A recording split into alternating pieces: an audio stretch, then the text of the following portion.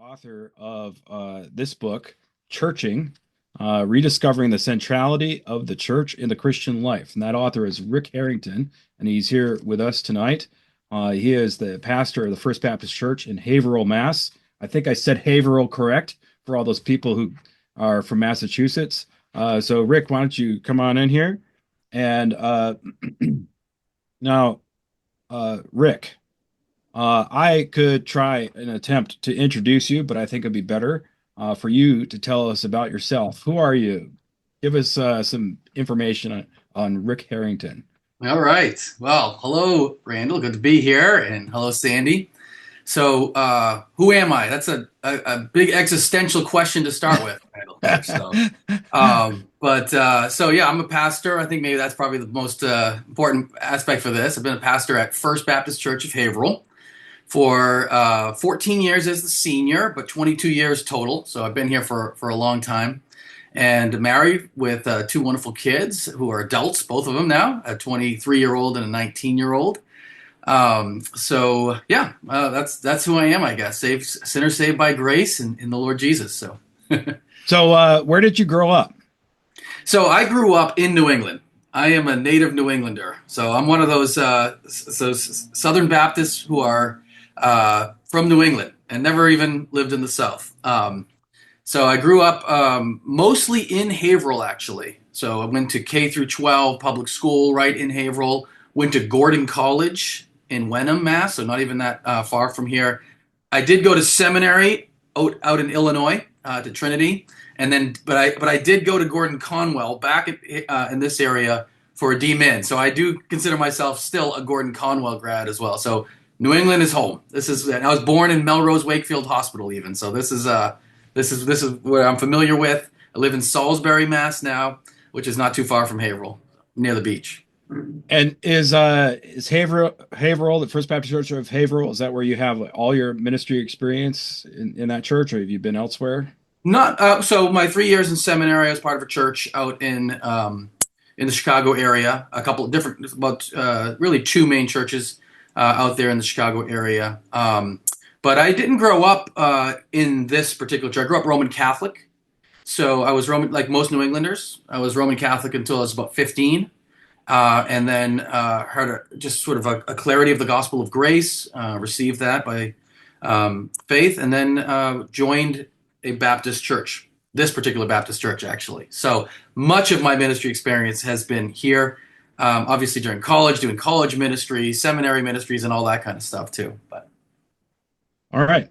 Now, I noticed in your book that you mentioned that you've done a lot of traveling. Can you give us a kind of an overview of the traveling you've done, and the churches you've been in other places? Yeah, sure. Yeah. So one of the things that's made it easier for me, I think, in traveling is I grew up with two cultures. I grew up, my mom is Korean, my dad is American Irish. And I think they're watching. But hang on, I have to interrupt. So yes. that there must be some debate over the best use of cabbage then. In your household. I think there's no debate. I think my dad, who would still agree that kimchi is the best use of cabbage. So I think okay. Dad boiled dinners too. Those are great, but we'll agree to disagree. It's an acquired taste, Randall. So keep at it, and eventually you'll fall in love with kimchi. So yeah.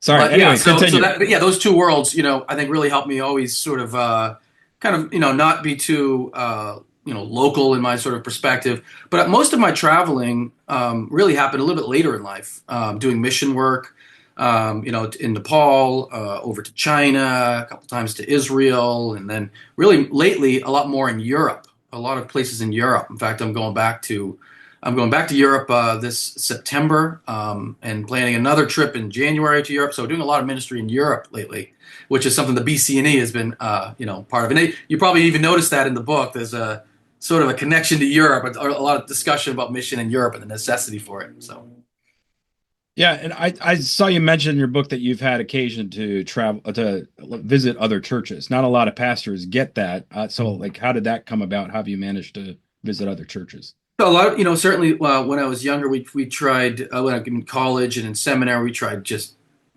dozens and dozens of different churches. even from large mega for a little while, I actually attended Willow Creek Community Church out in Illinois just to get that experience of this church of 10,000 people. Mhm. And then ended up with a much smaller congregation, an evangelical free congregation, which was outstanding. Certainly any time that I'm traveling, I'm popping into other churches. Got to do a sabbatical where I was, visiting different parts of the United States, and certainly on mission trips. So any chance I get, any opportunity I have, I love to pop into other churches and see. I know some pastors are saying, "Hey, when I'm on vacation, I take a break from church." That's one of the highlights for me to be on vacation, is to pop into some visiting church and see how they do it. And even just a couple of weeks ago, I had the opportunity, I had a guest preacher at First Baptist, so popped into Rich Clegg's church, Faith Bridge, just for a Sunday, and just to hear how he preaches, see how they approach church, and just to encourage him, not to be critical, of course. But so yeah, so I'd love to pop into churches, and then churches of other ethnicities and cultures as well. So that I kind of wanted to highlight those things. I think that really comes across in your book, and it's a valuable addition to the book. This is BCNE. We care about churches in New England. Obviously, we care about churches elsewhere, but we exist to support the churches in New England. And your New England flavor comes out in the book, but it's also within the context of having encountered church in a wide variety of backgrounds. And Yeah, I hope that the book, Randall, is not. Again, it's not provincial. It's meant to be it's specifically about one particular ethnicity or race, or even one locale. So, of course, like you said, New England comes out a lot, but I really want to describe the commitment to the local church, even beyond the different denominations. I think even in the book, I'm not too hard on Roman Catholics. Even I do clarify some differences, but really, I'm trying to make the case for the connection between the Christian life and the church overall in a broader sense, so yeah. I'm glad that came Well, through. Yeah. I mean, I don't care about other places. This is BCNE. I only care about New England. I loved the fact that you had like one place you had a subheading that said New England, and I was like, yes, That's right. and so like for the people who are paying attention to this interview, who are in the New England area, this book will have lots of insight for New England. I think it applies elsewhere, but it definitely. But I think it was very helpful considering the New England context, Good, and I good. really appreciated that. Uh, all right, now, so you're at First Baptist Church of Haverhill. Like, what's this church like? Can you just give a brief overview of the church and the history of the church? So the history of the church is really fascinating. I don't know how helpful it is for others, who are thinking about their own sort of church context, but it is fun. Let's put it that way. So it was started in 1765 by a New Light Baptist preacher named Hezekiah Smith. New Light meaning that he was under the sort of George Whitefield revivalist movement. And he was a church planting sort of machine. I mean, this guy was planting churches. He was an evangelist. And eventually started the First Baptist Church, or the Baptist Church in Haverhill, which was controversial after getting kicked out of the local Congregational Church for preaching, regeneration and that kind of thing. Oh, Which at the time, the Congregational Church was not happy about. Started this church before this country had declared its independence, and then ended up being serving as a chaplain under General George Washington. And this isn't just like lore. We actually have sort of his journals that were kept, and books have been published about his role there under General Washington. He was familiar with him, dined with him a few times. I wouldn't say they were close friends, but he was very familiar with him. So, anyways, he started the church in a bunch of churches in this area. During the next sort of pastorate was really the modern missionary movement began, and that's when Adoniram Judson, the great missionary, he left from this area, from Salem. His wife was from Bradford, which is right across the bridge, and then became a Baptist, of course, there in Burma. And when he did so, all the congregational churches dropped support. So the Baptist churches had to pick up that support, and we actually have the documentation of First Baptist Church doing a collection in support of the Judsons in their mission to Burma. So long history there. The first female missionary sent out from the United States, appointed a missionary. So women would go as wives, but they would not go as singles until Charlotte White. She was the first one. She was baptized, became a member here before being sent out. So that's kind of a cool history there. But then another name that really only pastors maybe recognize, but in 1865, the centennial, A guy by the name of Augustus Strong, or A.H. Strong, which is a familiar name in the Baptist theological world there. He was the pastor here during the Civil War. So a long, rich history, we'll just put it that way, through the church. But of course, today, a very vibrant, gospel-centered church, and I really deeply love my church family. So love what God's doing even today after 260 years. This year would be 260 years. So I imagine the congregation has had ups and downs, and I also imagine that what's going on there is different than what was going on there when Augustus Strong was the pastor.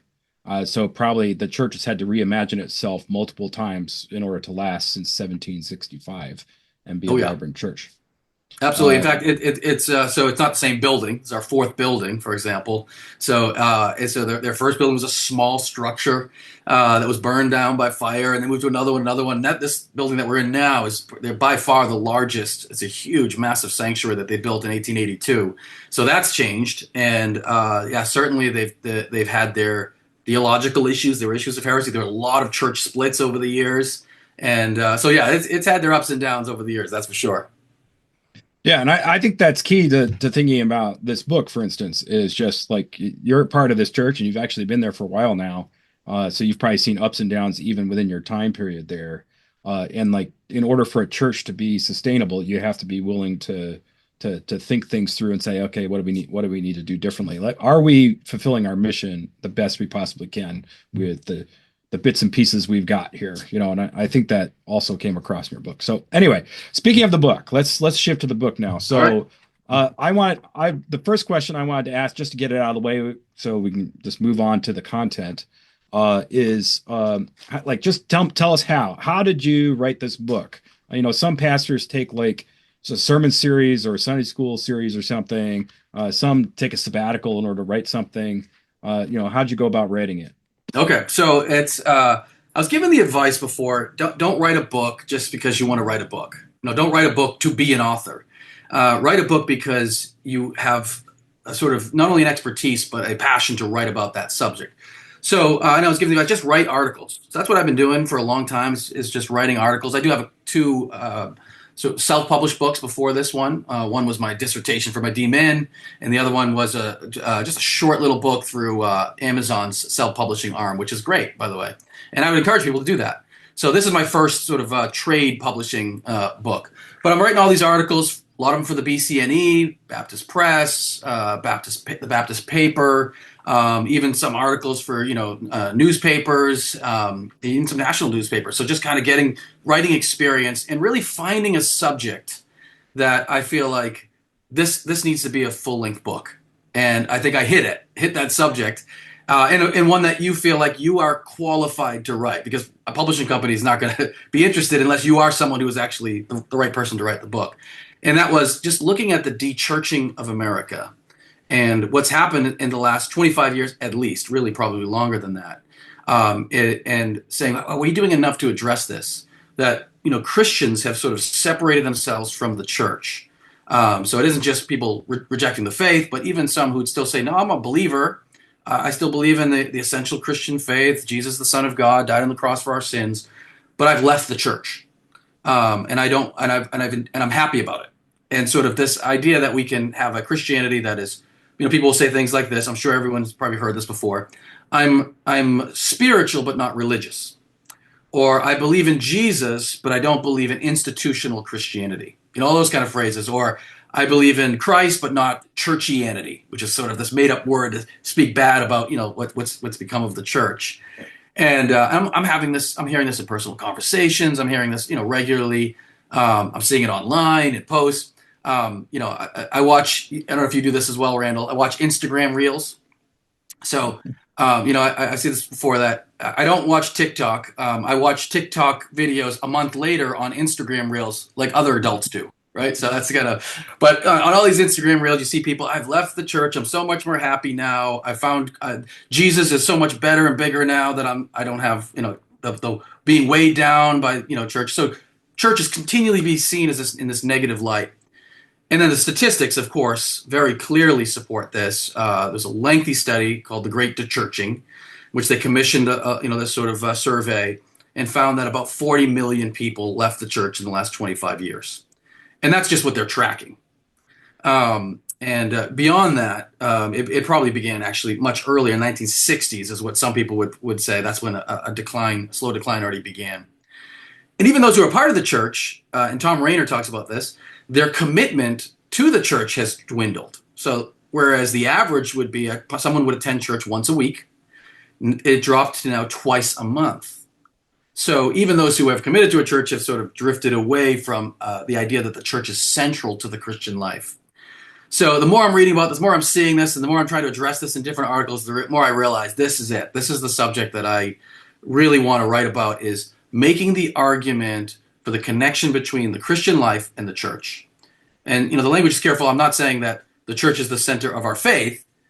It's not the center of our faith, but it is the center of the Christian life. In other words, and this is very clear throughout church history, that the Christian life was lived in connection with your church community. And I don't think it's hard to make the argument biblically for this. And I think practically, we'll probably talk more about this, as to why the church is central to the Christian life. And, am I the guy to write this? Well, I figured, I'm a pastor. I got experience in that. And I've talked to a lot of people. So let me give this a shot. And then comes the whole process, Randall, of applying, book proposals. And, they say if you want to publish a book, be ready to get a lot of no's, a lot of rejections. And I did. It takes a while until you find the one publishing company that says, all right, we're going to take a chance with you and go with you. And I did, by the grace of God. Whippenstock, which is a fantastic company. It does a lot of academic work, but does trade publishing as well. And they've been fantastic to work with. They are a fantastic publisher. I have worked with them in the past. Excellent. Not writing anything, but I think you've already pretty much covered also like what motivated you to write the book. But I think noticed some elements to the book that you kind of thought through the end purpose for the book itself, like what you were hoping that the book would be used for. Like, so how could this book be used? It's a good question. It kind of somewhat morphed as I was writing the book. I got feedback from one of my readers who's outstanding. I won't mention his name because I don't, but he said, one thing I would just advise you, Rick, is that if you're trying to reach the non-Christian, or really even the dechurched Christian, somebody who has left the church, the likelihood of them reading a Christian book, and particularly a Christian book on the church, is very unlikely. In other words, if that's your audience, there's very little market for it. I mean, that's just the reality. But where there is a market is to better equip Christians who are probably already committed to a church. So it works, I think, primarily as a discipleship tool to say to those who are attending a church and but are not sure as to how important the church really is. They don't have this spelled out. It works as a great little book to put in their hands. Now, if it falls into the hands of a non-churched Christian or even a non-Christian, great. I mean, I'd be all for that. I think it could be helpful. And I've gotten some feedback from folks where it has fallen into people's hands who have not been they have been to church for a long time, but are already sort of starting to come back, and it's helped them in that way. But so really, I guess the primary audience is to better equip probably Christians who are already attending, or at least begun attending, a church, to really help them understand. And then as they minister to friends and family who maybe have this sort of idea, I don't need the church, I just need Jesus. That's all, Jesus and me floating on a river in a canoe, that's all I need. Making the argument biblically and even practically, as I said, for why the church is actually at the center of the Christian life. So, yeah. So a couple of things that I liked about the book. You end every chapter with a section you call "Wise Counsel," and so you give some practical steps to take in a summary fashion based off of stuff you've said throughout the chapter. So that I think that really helps put feet to what is discussed. And then, of course, you have discussion questions at the end of every chapter. The book is, let's see, it's 90 something pages long, right? And it's short. So, yeah, it's a short. So it's, and it's, what is it? 6 chapters, 5 chapters? 8 chapters with 8 an chapters. intro and a conclusion, but yeah. Yeah. So like, this could easily be an 8-session book study, or it could be 2-session book studies, split it 4 and 4 or something like that with the discussion questions. This is me just reading it and saying, hey, I could use this in my church. and use the discussion questions that are there. I don't even have to come up with my own discussion questions. You've got them. And I think that this would be a valuable resource for that, to get people interested in focusing on the value of church. And anyway, so I just wanted to point that out that it's already built to be used in those contexts. I think I that's appreciate great. that. Yeah, the wise counsel is not. I'm so wise giving counsel, but that this is counsel I've heard from others, or that I think have seen given. So it's broader than just. So I appreciate that, and then even the discussion questions. I think it would be great to be used in a small group study. As I'm writing it, part of the thing that's in the back of my mind is I'd love to have it in the hands of college students. So that's not the primary audience or the exclusive audience, let's say. But I would, I have a daughter who's in college, so maybe that's probably why I thinking that way. But how helpful would it be if a group, if someone read it in college and had a discussion portion to that? So, yeah. So it's Yeah. meant to be very practical. Part of that I do owe to my wife because she's always saying, "Yeah, this is great, but you need more, need more practical, more, illustration, more, clear. How do we bring this into the real world?" And she's been great as a sounding board for that. It's great. Uh, so Rick Harrington and wife, it should say it there. It should. It should. Uh, so can you maybe give us like a brief overview of the book then? Sure. Yeah. So, definitely, begin in the introduction, especially talking about, the statistics that we're looking at. And it's not a statistics heavy book. I hope it's a well-researched book. It has to go through these standards, of course, with whip and stock. So, but it isn't a book of, you can find some outstanding statistically based books out there. That isn't really the heart of the book. The heart of the book in the 8 chapters in particular, is just making the case for churching. So the first chapter is the church local, talking about what the church is, what ecclesia. Hang on a second. Yep, yep. You have not defined the term churching yet. Oh, okay. All right. All right. Should we start there? Yes, yes. All Otherwise, right. people will be like, "Why is it a verb?" Yes, yes. So I was curious about the verb of churching, and trying to see has that been used.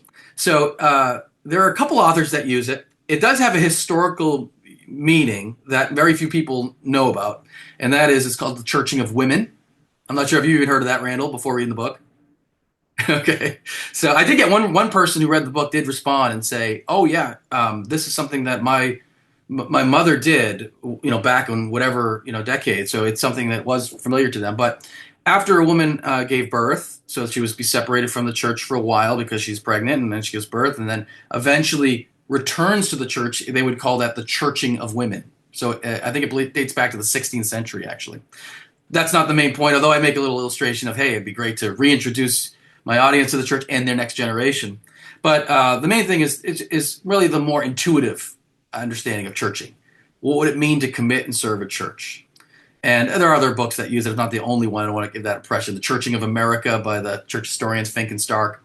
But the idea being that churching is what a Christian does, commits and serves his local church, or his or her local church. So that's the definition of churching. Great. All right, now proceed. Now All that we right. know what Yeah. we're talking about. Yes, absolutely. Thank you. That's a good point, though. Yeah. So the first chapter, church local. What is ecclesia? What does that actually mean? It means a gathering. It's interesting when people sort of say, "Well, we are the church. I am the church." Now we can say we are the church if we mean the body, the congregation, but individually we're not the church. The church is a gathering, and that gathering, of course, remains the church when it's scattered. We are the church scattered. Speaking of New England, I used the illustration, Randall, of the Patriots. Meeting one of the Patriots, Matthew Slater, I think I used, right? I said he's a Patriot even when he's not with his team.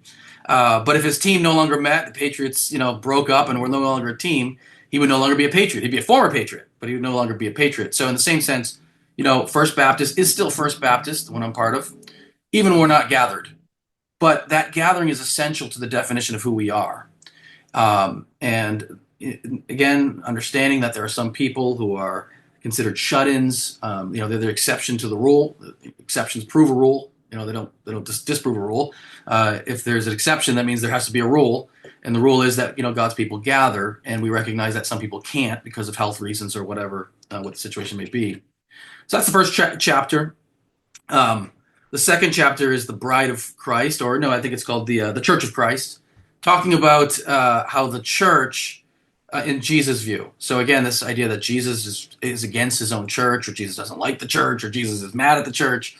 And let's look at Jesus himself, and instead of trying to create a Jesus of our own making, it's that idea God made us in his own image, and we, being gentlemen, return the favor.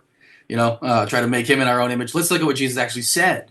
And his love for the church is pretty obvious and clear throughout the New Testament, and not just in the four Gospels, but also for just one example is, the Apostle Paul persecuted the church of God. And Paul, who never met Jesus until the road to Damascus, on the road, Jesus says, "Saul, Saul, why do you persecute me?" So Jesus so identifies himself with the church, even though he's never met Paul, that Paul's persecution of the church is to persecute Jesus himself. And of course, those images of the bride of Christ and the body of Christ, pretty clear. And then I'm cheating, looking down here. Fellowship, the communion of saints, talking about the necessity for fellowship. I mentioned, if I could, the trip to China, which is very, very powerful for me. Talking to these Chinese house church pastors, and they're suffering and their hardship. They're being thrown in jail and losing their jobs and all that. And why are they so willing to risk everything? Why are they, and even other countries where they're risking their lives? Why are they willing to risk not only their own life, but their let's say if it's a guy, his wife's life, his little kids' lives, in order to meet? I mean, we sit there and say, you know what, I'm tired today. I'm going to sleep in. Or, you know what, the usher was a little rude to me last week. I think I'll just skip it this week, right? And yet here are people taking Iran, for example, or something, saying, I'm willing to die for the opportunity to meet underground secretly with fellow Christians. What is it about that meeting that makes it so important? It's so essential that you'd risk everything for it. And the answer is fellowship, which does not just mean friendship, but we are shaped by fellowship. We persevere by fellowship. And even the idea that in the secular, even in just in a general sense, we are shaped by our relationships more than almost any other factor. There's a sort of psychological principle called the law of conformity. We will conform to the people around us to some degree. If you want to be a health nut and you surround yourself with health nuts who eat healthy and run a lot, and then you're going to probably get healthier. If you're, hanging around with people who are really good with finances and investing and they're saving, you're going to probably get better. If you hang around people who are gambling and spend money like crazy, you're probably going to end up conforming to those type of people. So even just practically speaking, fellowship is what enables us to grow and mature and persevere. So biblically speaking, and then you of course add, this is not just a natural thing, but a supernatural where the Spirit of God is at work. Just take a young, new believing woman. And let's say she, let's take two. One of them joins a church and is surrounded by older, mature Christians and men and women and a good pastor and group of elders. The likelihood, I'll say that kind of in quotation marks because under the grace of God, the likelihood of her persevering compared to, let's say, someone else who says, I don't need a church, and she just stays home and reads her Bible once a day, is astronomical. I mean, the difference of perseverance and growth is huge. Fellowship shapes us as human beings, worth dying for, worth risking your liberty for, worth risking everything for. That's how important fellowship is. So I'll go a little faster unless this is a good pace, Randall, or you want to interrupt? No, yeah, speed it up a little bit. Love it. All right. Next is authority helps, the idea of being under a shepherd. We live in an anti-authoritarian culture, so we're going against the grain by saying, no, I'm someone who needs guidance, who needs someone who's watching over my soul. That takes a certain humility, and I think someone who says, I don't need to listen to anyone, I'll figure it all out myself spiritually, they will hit a ceiling. But the person who is humble enough to say, I got a lot to learn. Not that I'm going to do what everyone says, and I talk about abuses and all that, and the danger of those, but that being under authority and the importance of that. Ordinary ministry, is talking about not only the ordinances, all that too, baptism and the Lord's Supper, but just the ongoing, the music of the church, the corporate worship of the church, just the regular ministry of the church. It's not going to be likely some great conference or retreat that's going to be the spiritual transformation of life. God can use those things that way. He's used them in my own life in good ways, but it's going to be that regular, ongoing ministry that will shape us as Christians. Then chapter 6 is join the party, meaning the importance of outreach. So it's by our love that all men know that we're his disciples.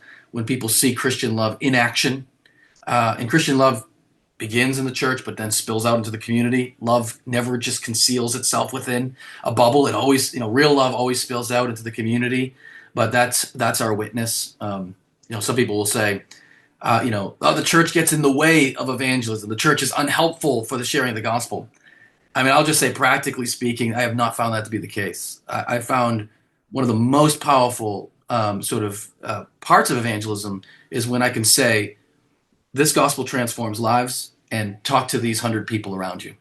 And you tell me if they're a bunch of hypocrites or or if this is legitimate. Now, you may not agree with them, but you tell me whether they're just all lying or they all have some political bias and they're just trying to steal you for a particular vote. You talk to them and see for yourself, and that context of evangelism.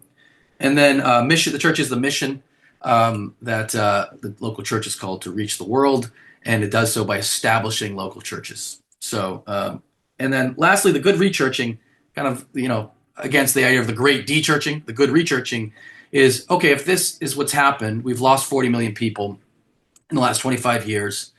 It's a chastening from the Lord. What are we learning from this? So the problem is not just those who left. Certainly there's an opportunity for us to look inward and say, how have we failed as the church and as churches? And how can we take this moment of chastening and do better going forward? And I talk about ways that I think we could do better, and I talk about ways which I don't have an answer for, but I'm happy to say to others, you figure it out, because these are areas we need to grow. So there's the 8 chapters for you. Great. So scattered throughout the book, I noticed that you have some very lovingly and positively stated criticisms of the church, and I think that was very well. They were just very well said, so that not to be too overly critical. And so, when you look around, especially in the context of the dechurching of the American church, what do you see as some of the current problems of the church, maybe in general, and in America, in New England, or in common problems maybe with individual churches that you see?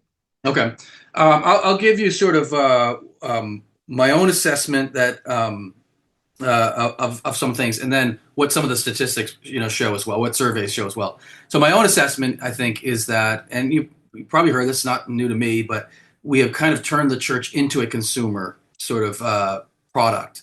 So we are kind of saying to people, hey, well, let me sell you on this.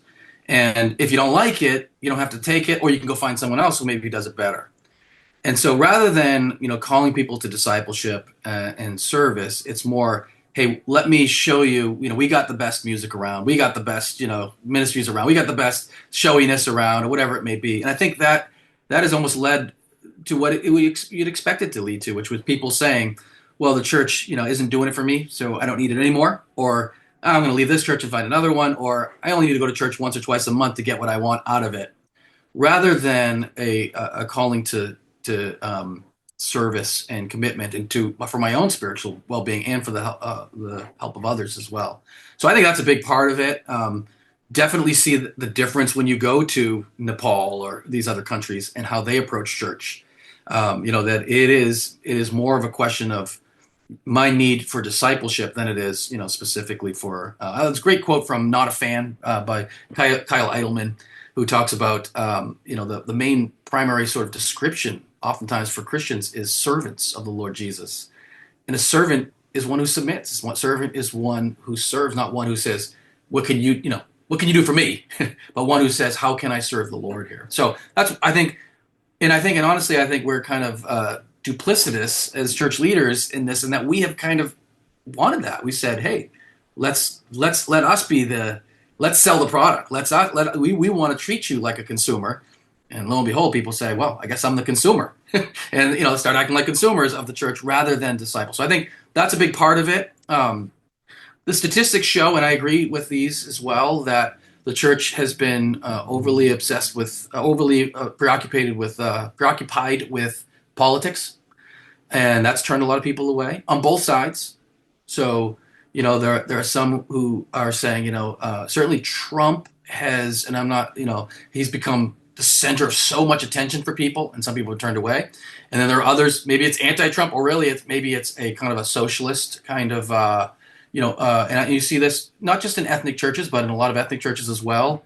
There's this sort of obsession with political things, and people have been turned away from that on both sides. Um, and again, that's one of those issues where I don't know how political the church should be. I mean, should we not speak to some of these issues? Which issues should we speak to? And I don't have a clear answer. Probably the number one thing that the surveys reveal is that people did not feel welcome in a church. So the church had become too sort of cliquey, and they didn't feel like they felt no longer felt a sense of fellowship or a part of this community. And I think that left to a lot of, and that again, I don't want to put all the fault on the church. I don't want to put all the fault on the de-churched. It certainly goes both ways. There's a spiritual immaturity, certainly, that says, well, these people, I don't like these people, or these people hurt my feelings, or I can do better, and I'm moving on. But did the church do its job well enough to say, like the race issue, saying that we're united? You look at the Bible, Jew and Gentile, slave and free, barbarian, Scythian, we're one, we're united, and yet the church tends to say, no, we're in our own pockets of ethnic differences. And for a lot of people, particularly millennials, they say the only part of my life that gets segmented into these ethnic groups is church, and they're saying that's not good. I don't want that. So that's a real turnoff. And again, I don't know the answer. It's not an easy fix to say, well, let's just all meet together. Some churches are great at multi-ethnic ministry, and BC&E has been really big on that.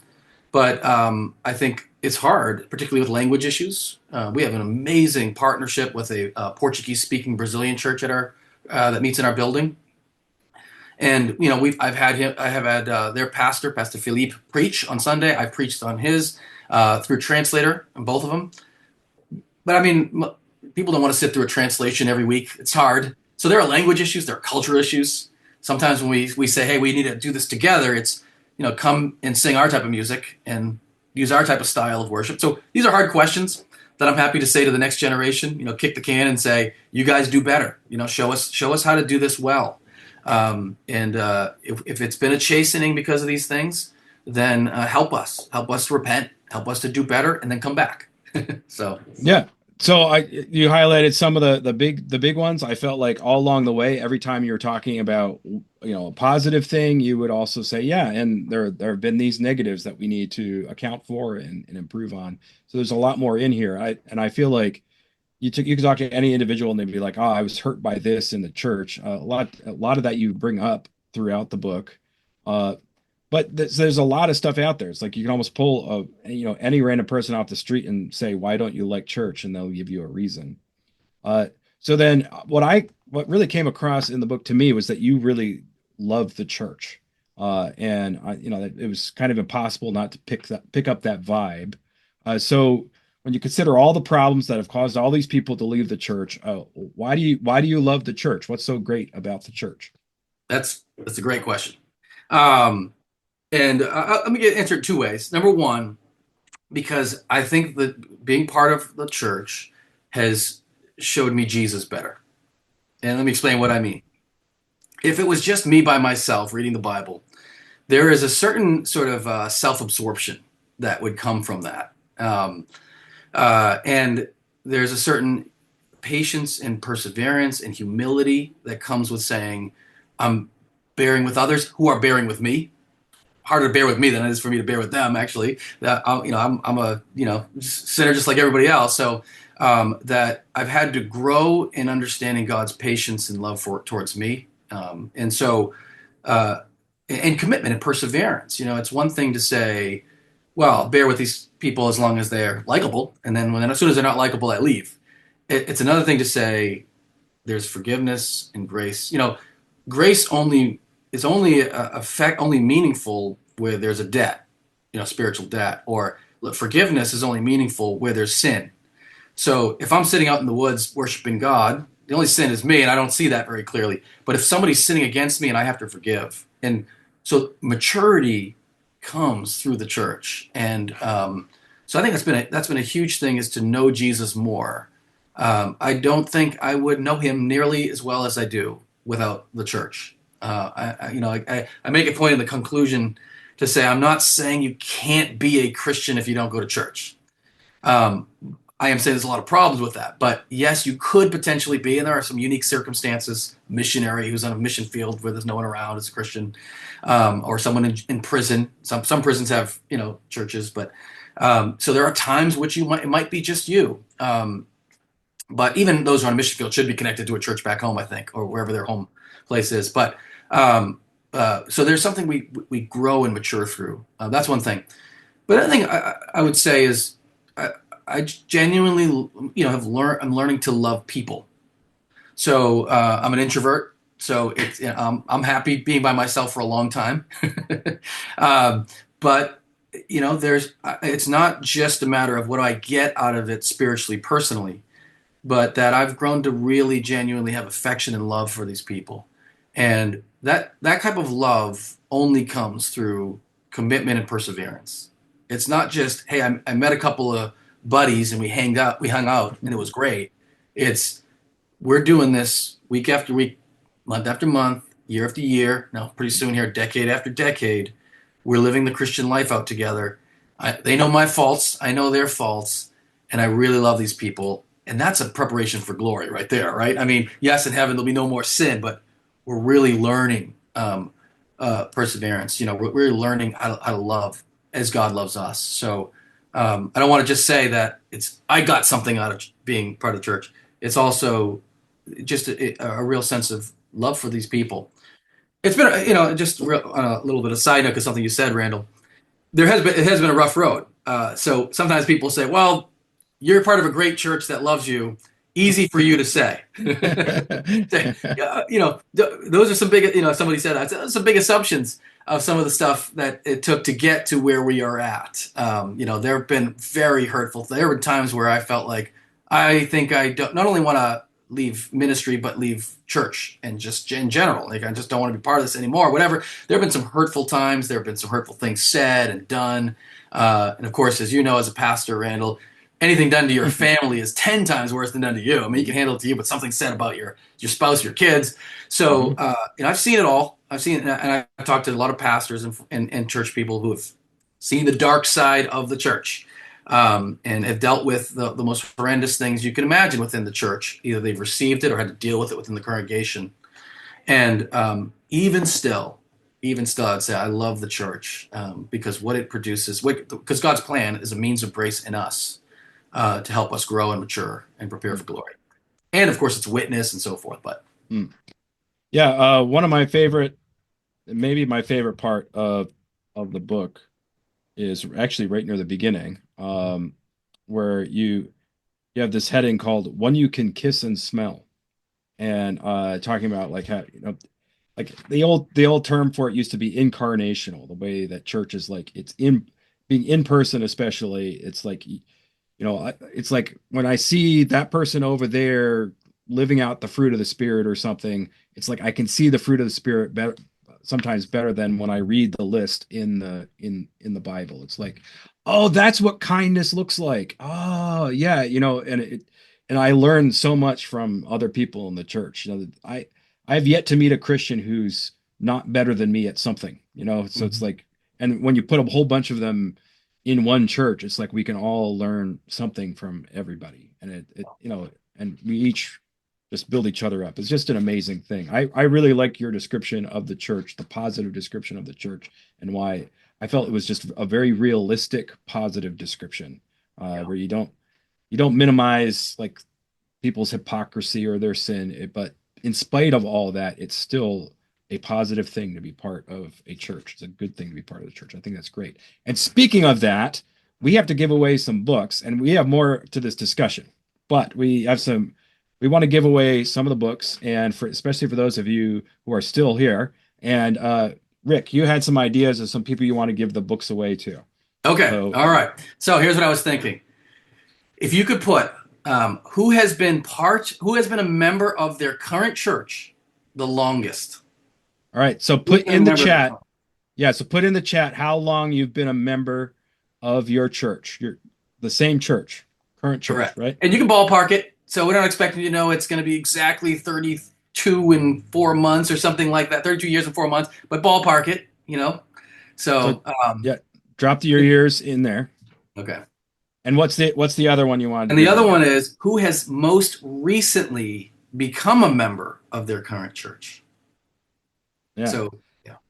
So far, we only have one person who's put anything in there. So at this rate, they're going to get both the newest and the oldest. So, but but we're going to keep that open, and we'll remind you. We'll remind you to put that in there. But if you've been a part of how long have you been part of their church, and also who's been the newest member of a church? So if you just join a church, you better pop right in there. You get a free book out of this. Mhm. I would also like to add one more, and that is to anybody who can put a good question in there for Rick. It's not for me, it's for Rick. Something related to the book, or to him as an author or a pastor or something. So on topic, but and that we actually use in the discussion here in the next few minutes. So if you've got a question, throw it in the chat and I'll take notice of it. But while you guys are busy figuring out how to type in the chat, I will ask some more questions. So Rick, just real briefly, like give us some highlight ideas of how the church could be better. Thinking about like people's actual individual church, what are some key things to make an American church, a New England church, better? Absolutely. And you'll see my biases here, but I think they're good ones. They're good biblical biases here. One thing I would say is prayer. And you might say, that's, of course, prayer. But believe it or not, churches aren't praying like they once were. I think I've even heard of churches that have removed prayer from their Sunday services.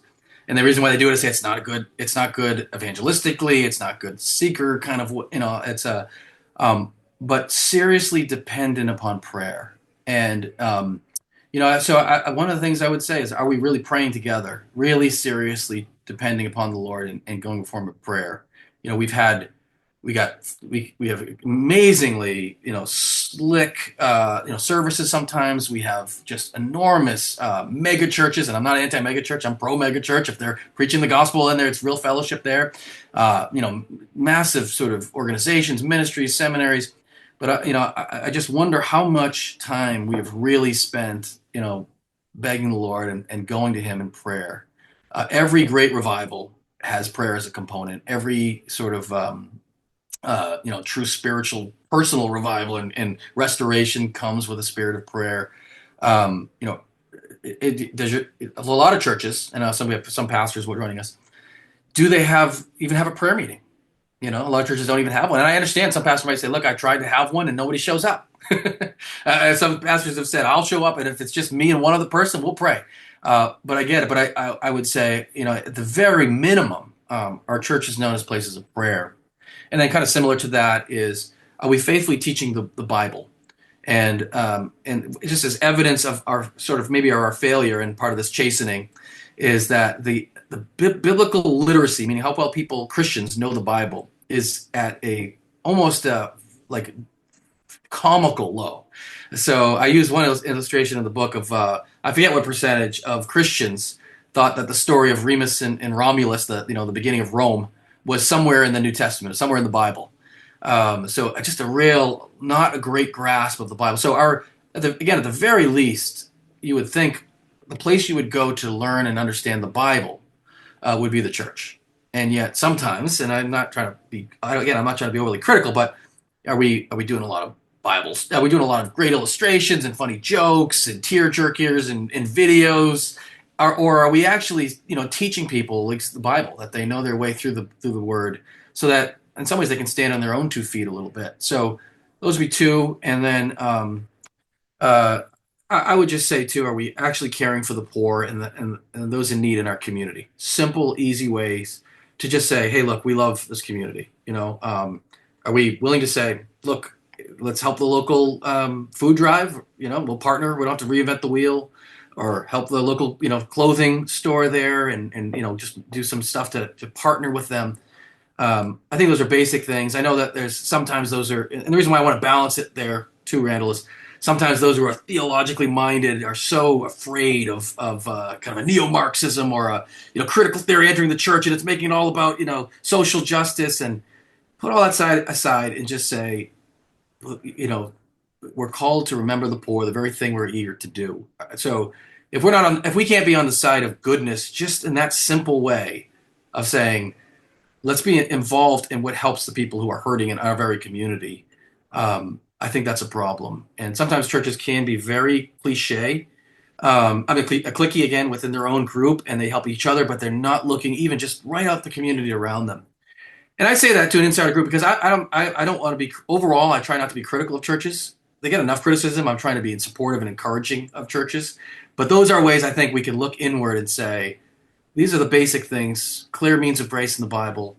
Have we done what we're supposed to do here? So, We have a question from a listener. What role does relationship building with the dechurched in their current context play in leading them back to the gathering? everything. I mean, like I said, the majority of folks who left the church, their reasoning for leaving was something about relationships. They didn't feel like they were part of that community anymore. They didn't feel welcome. They didn't feel like that they had a place in that church anymore. And this is an amazing statistic, and that is that the majority, vast majority, I think it's over 80%, it's a Tom Rainer statistic, of folks who have left the church said they would come back if they were invited by a friend. So just they haven't said I'm done with the church forever. That actually isn't the reality. A lot of them have left, but if a Christian friend who they really liked and felt like was a real genuine Christian brother or sister said, "Hey, would you be willing to come with me to my church? I think you'll like it." They would likely show up. At least that's what they've said that they would. So that relational connection with somebody who has dechurched is huge. It's huge. That's why I said this book is not likely going to be the thing that any book is probably not going to be the thing that reaches a dechurched Christian. This book will be in the hands of a Christian, and then they will be the one who reaches the dechurched Christian far more likely. So that relationship is crucial, even by their own sort of like. There's a group called ex-evangelicals. I don't even like the word, but that is what they call themselves. They were formerly evangelicals. They've left the evangelical world. They call themselves ex-evangelicals. Again, most of them said, I just don't feel like I have a place in the church anymore, or I'm not welcome there, or whatever it is. But if a Christian friend said, "Hey, I found a church that's different. I think you'll really enjoy it. I think you can ask questions here. It's okay," they would likely come. So, All right. Imagine that I'm just an average church member, at a church, and I want to. I've ate up your book because your book is amazing, and so I'm really passionate now about the church. I love the church. Think it's worth sinking my effort into, uh, and I want my church to be better. What would you say to me? I'm not an elder. I'm not the pastor. I'm not in charge of children's ministry. It's just me. Like, uh, how can I help make my church better? that's a great question. I think that's a lot of what the wise counsels deal with if people in kind of that situation a little bit, Randall. But so the first thing I would do is be humble. Certainly, you're not if you're newer, especially. So there's a tendency to think if we just did it the way I'm thinking, everything would be better. And the likelihood is people who have been a Christian for for a lot longer and have been serving in leadership probably would have some wisdom about, yeah, we've tried that, or maybe that's not as easy as you think, or maybe that's not a great direction. So be humble enough to receive that wisdom. I would say to some newer, younger Christian too, like find a church leader, an elder, or whatever the church structure is. older woman, maybe, and say, hey, can we meet? I'd like to learn from you. I'd like to understand. So certainly approach it with a posture of humility, but voice your opinion, and a good pastor would be happy to hear. See, and you can tell me, Randall, as a pastor yourself, if somebody is committed to your church, I want to hear what they have to say. Now, if somebody says, I don't care about your church, and this is what you should do differently, I'm less interested in what they have to say. They're not. But if somebody says, no, I'm coming to your church every week. I love this church here, but here's what I think we could do better. I want to hear what that person has to say. They've made the commitment to this church family, and they're offering their advice to the church that they're committed to. I want to hear it. So I think let us know. So if somebody says, I feel like we're not doing anything to reach downtown. There's a whole sort of again, millennial world of hangouts and stuff like that, and our church has no impact down there. We should do more. I would say that sounds fantastic. Help me understand what I can do better. Now, if you're saying, I want you to do this, Pastor, that can be a little, a lot of pastors be like, I got a lot of things going on, but do I want to hear ideas, and do I want to encourage people who are looking to start new things or change things? If somebody came up to me and said, Pastor, that illustration you used last Sunday, I think was a little too political for me. Again, I want to hear that. It's said in the right context. So be willing to voice your opinion. Don't expect that everything will change on day one. Now that you have said it, everyone's going to simply say, "We can fall in line." Especially there's generational differences. I'm not an old guy. I'm not a young guy, but people are getting used to seeing it a certain way, and they want to hear that, especially again from those who are committed. So, because I've had both, and I'm sure you have too. I've had people who have no real interest in our church and are just critical of it, and they want to let me know what I'm doing wrong, and I'll listen, but that's about it usually. And I've had people who are genuinely committed and have said, "Here's what I think we could do better," and I absolutely, definitely want to hear what they have to say, and will oftentimes seek to implement what they're saying as best I can. So that's just, and I think that'd be true of other church leaders who are open-minded, and always be careful to know a church before you join it, but be very slow to leave a church as well. There may be a place where there is such a difference, there's such a disparity between what you're learning and seeking and where the church is at, that you might say, maybe this isn't the place for me. But again, give the church some time. Give it, one thing I do talk about, maybe it's worth mentioning, Randall, is I'm certainly not talking about abusive situations at all. If the church is abusive, and that means, financially or sexually, certainly, or even emotionally and spiritually abusive, there is definitely a place to say, look, this isn't about my personal growth. This is about accountability for this church, and this is about my own spiritual health and well-being. It's time to leave a church too. But in general, I would just encourage people to be patient with the church. These don't change quickly. They usually change. We have a little saying in our church called church speed. Right? Things change at church speed. It's a little slower than maybe in the business world or in other organizations sometimes. So, Yeah. I've always envisioned church as being a little bit more messy. It's in the nitty gritty. Like, one of the things is that church exists to help people deal with their sin. And so there's sin in the church, and that's part of the reason why the church exists, is to help people with their sin. So it's like you cannot do church without getting your hands dirty, so to speak. Like, you're dealing with muck, and you're helping other people deal with their muck. And that's just that's just part of the reality of it. And then to hear people like outside the church saying, your church has muck. It's like, well, yeah, that's why we're here. Because we're all just, we're all a little mucky, and we need to kind of muck everything out, and I think that's okay. There's a saying in the beginning too, Rail, about that right thing about, remember the muck you're bringing in. Spurgeon talks about that. You should be happy in some ways the church is imperfect, because you're trying to join it, and you're imperfect as well. So if they're going to bear, if you need to learn to bear with them, even as they're going to bear with you, because you're going to bring your own imperfections into that church. So the church is full of imperfect people, so you'll fit right in, right? Exactly. As we were talking, and after reading the book, I'm reminded of 1 Corinthians 14. This is me getting in the last word, in case you're wondering. Okay. First Corinthians 14, where it talks about the visitor coming into the church, and he is by all, he is called to account by all. The secrets of his heart are disclosed, and so falling on his face, he will worship God and declare that God is really among you. And I think that um, that's one of the things I've thought about is a lot of the stuff that people are really concerned about when they're working at making improving church is not really going to lead to people saying, "Man, God is really among this people." Whereas I felt like the stuff that you were talking about in your book, you know, it's more in line with that. It's you're talking about real people fellowshipping with one another the way that God says to do it, learning from the Word, encouraging one another, praying, worshiping God, all that kind of stuff. And if a church is acting like this, then when someone comes in and they look around, they're going to be like, there's something different about this place. It's not like a social club. It's not like a nightclub. It's its own thing, and there's something supernatural about it.